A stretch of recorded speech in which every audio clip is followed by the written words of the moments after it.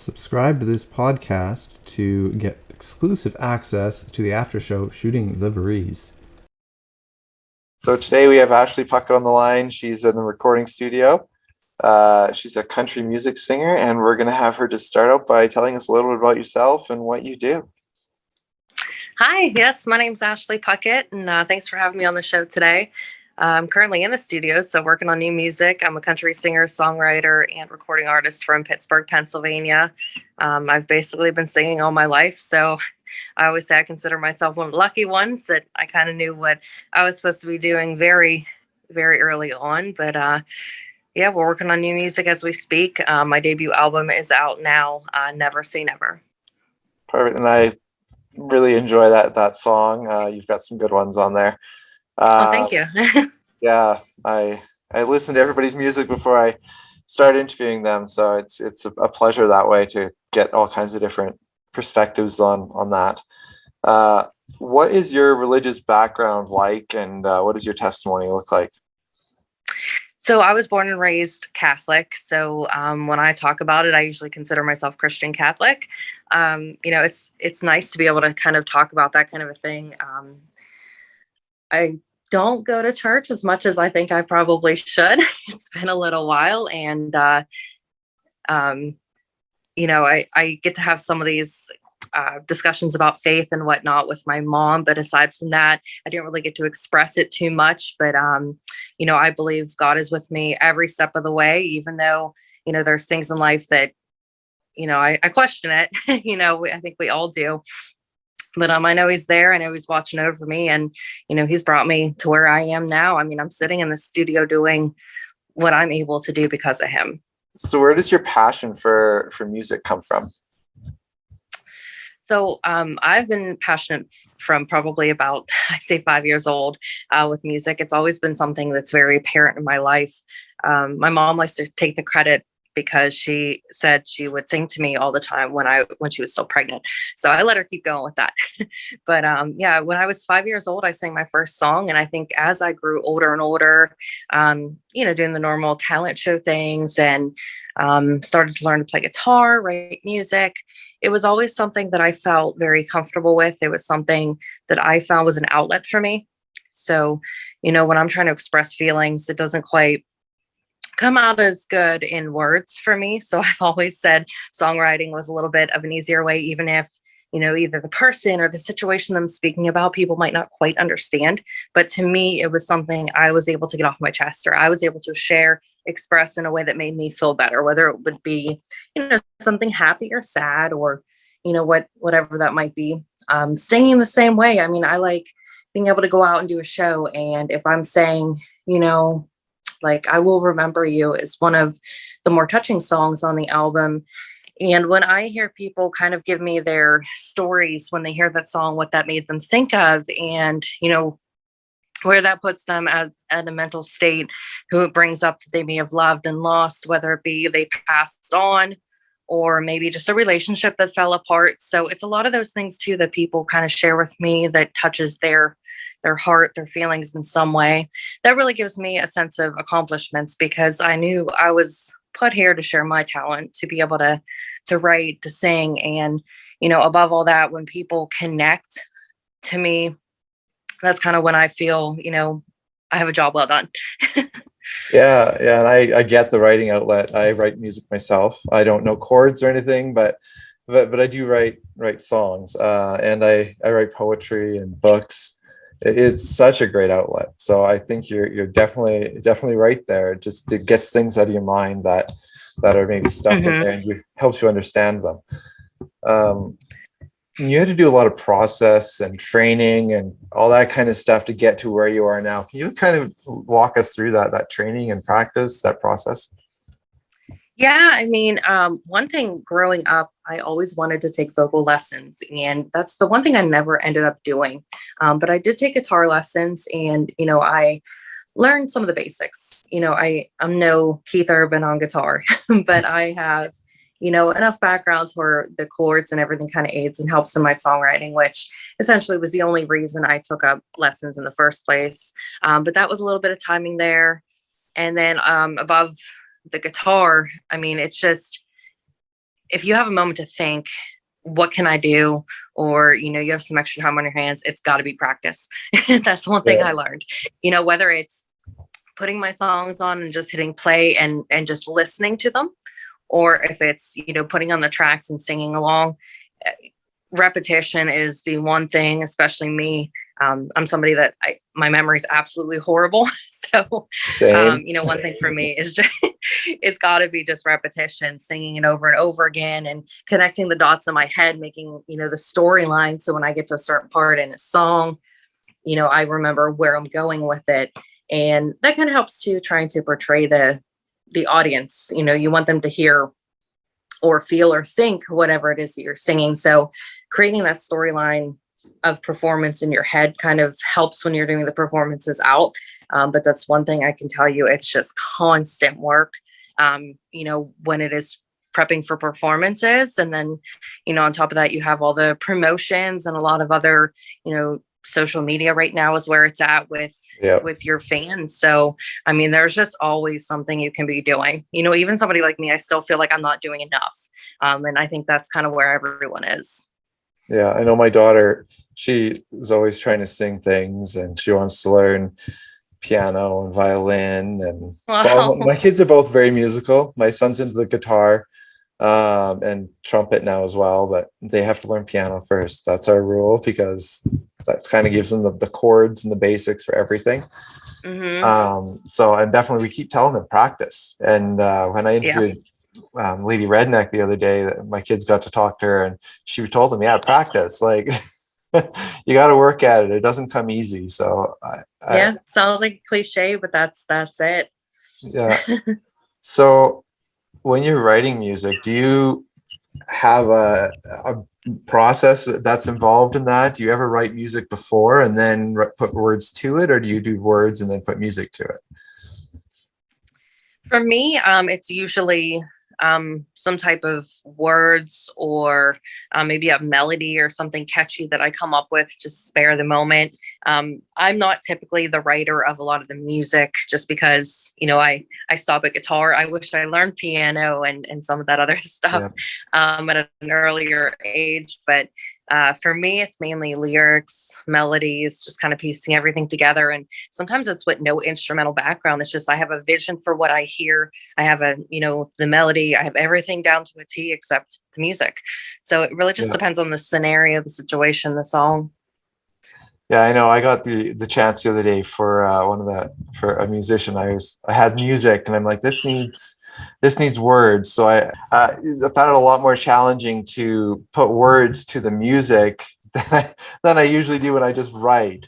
Yeah, I found it a lot more challenging to put words to music than I do just writing. I found it quite a challenge. It was a different perspective, and I enjoyed it. Actually, it was good. I liked what ended up coming up with out of that. But I do find I like that to be able to just write and then I'll send music to people and they can put it to music, like 'cause that's kind of where it is with words for me. But yeah, I I think it's understand what that makes for art some so people. much fun though, right? Like we It all connect in is. a different way. We all have our niches and what works. So if you are stronger in that point, it might help somebody like me, because I feel I would be the opposite. I'd be better if you already have music, I can write the lyrics to it. Yeah, yeah.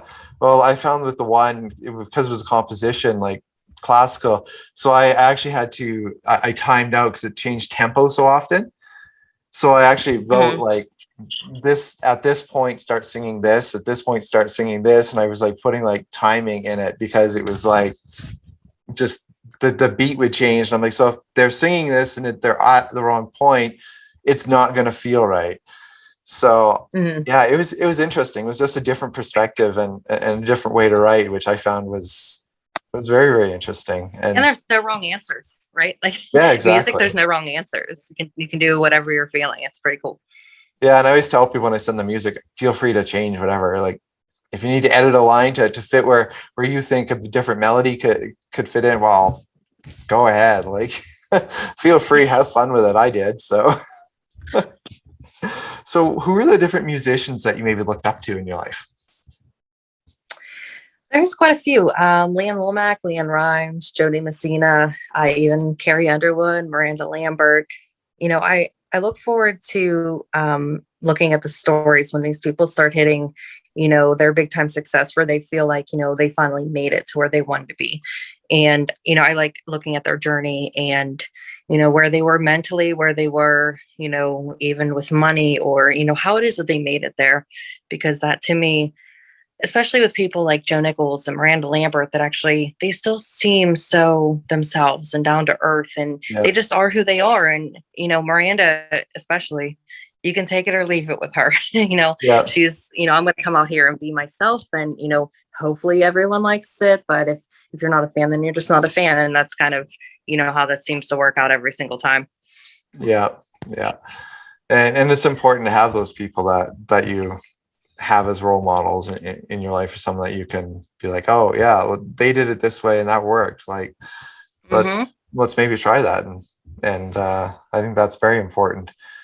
And along the way, who's helped you to kind of get to where you are now?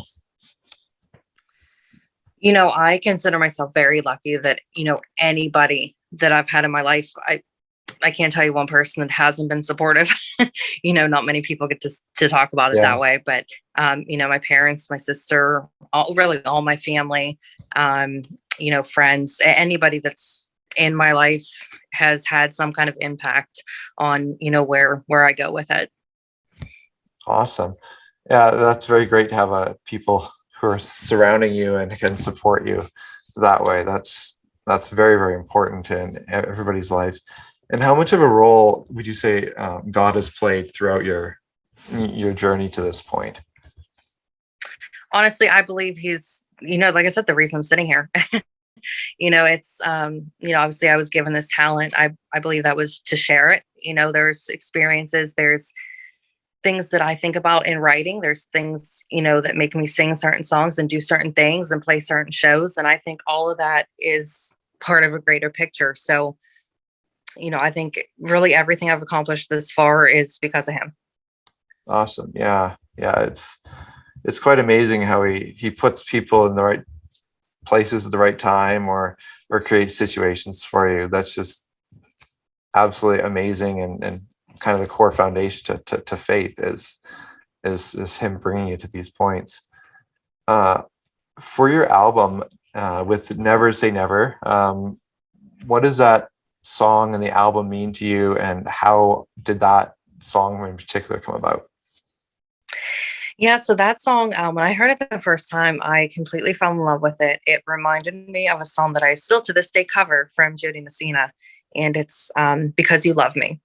And it's just a really touching, I love romance. I love singing about it, talking about it. So, that was one of those that just struck me like, oh, this has to be one of the songs. And at that point, we were going through, probably months at this time before we decided on the album name. And I just kept thinking back, two of the most important song titles on the album were one, Never Say Never, and two, Magic of the Moment. So little behind the scenes, we, tossed up both of those to be the title of the whole album. And Never Say Never ended up winning just because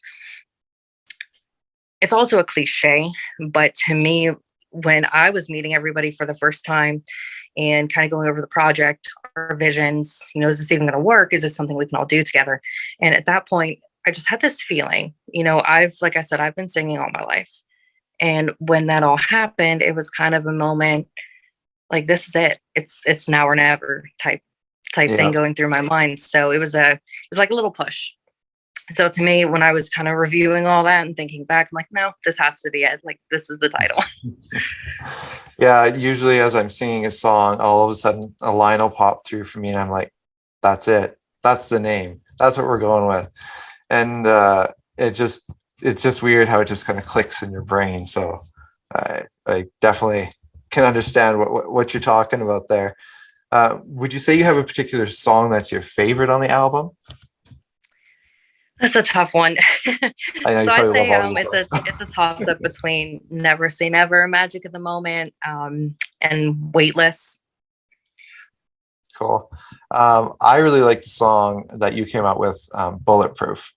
How did this song come about?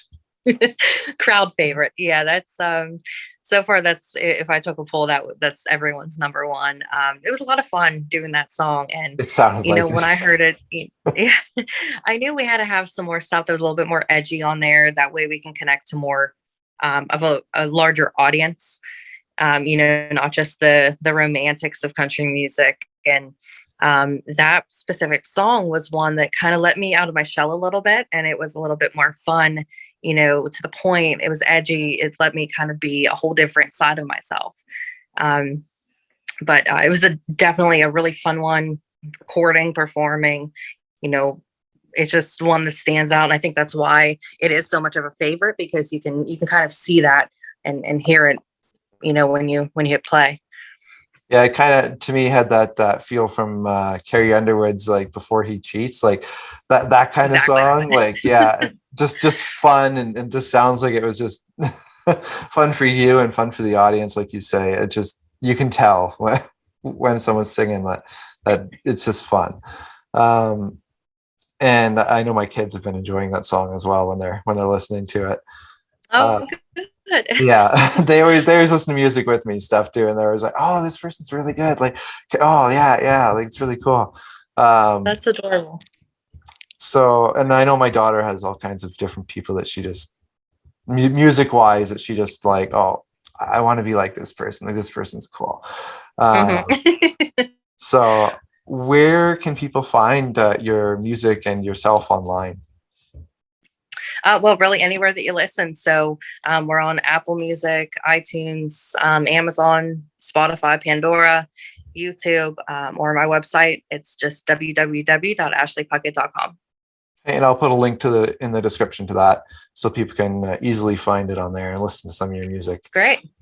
Um, what for you is that whole songwriting process? We discussed a little bit about it, but how does that process work for you? Do you just sit down and do it, or does it just pop into your head all of a sudden? You just got to write. Well, gosh, for me, it's more of a mess. I could get, something that pops into my head driving down the road. I can be sitting at dinner. I could be in the shower, literally anywhere, and I could have something come to mind. So I'm one of them crazy people that walk around. I know we're doing the two songs, in the studio right now. And the one I was on vacation, and it was my 30th birthday. We were down in Miami, and where this song came about, this is a little hint, I guess. I was down there getting a tattoo. Me and my sister, my dad all got matching tattoos. And I kept staring at it. We were taking one of those bus tours. So you're sitting like way up top on the bus. And I just start humming this melody and singing this like little part of a song. And I'm like, man, this is good. I like this. Like, what can I do with this? So I pull out my cell phone. I'm like kind of hiding, like singing into it. And everyone's just kind of minding their own business. Luckily, we were in the back, so nobody thought I was completely insane. But it could be any of those types of scenarios. And then the second one we're working on, I had it half written for probably, I don't know, a year and a half, 2 years. And then all of a sudden one day, three more lines later, we're finished. So Oh yeah, with me, there is no explanation. It's just really whatever happens. that's really cool. Because yeah, I like to ask musicians that because everybody's got their own kind of way of going Oh, about yeah. it. Yeah.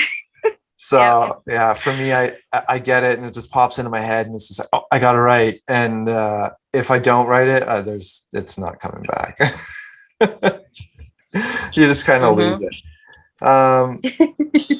What advice would you have out there for young girls like my daughter, um, who dream to be a musician? A couple things. One, I kind of talked about it before, but I'm on the lucky side of having, people that are all supportive. But so, yeah, I've had a couple people step into my life, and thankfully they weren't there too long. That were, trying to, I think, just sidestep me and not kind of make everything work. For me and my career of what I wanted, we just had different visions. But it's important to be able to recognize that. Always keep your eyes open and be smart about who you're letting in your life, and don't let your eyes off of whatever you're looking for and really just work hard. I mean, it's everyone will tell you that with anything, but that's what got me here. It's just knowing the time that you need to set aside. It's knowing, you know, your roadmap of what you want and celebrating, most importantly, the little things that get you there. You know, there's a lot of different things and exciting moments. You know, we had a mention in Billboard magazine. We had a #1 hit with Bulletproof. And, you know, that's little successes that you really get to celebrate, you know, maybe one day, maybe one week.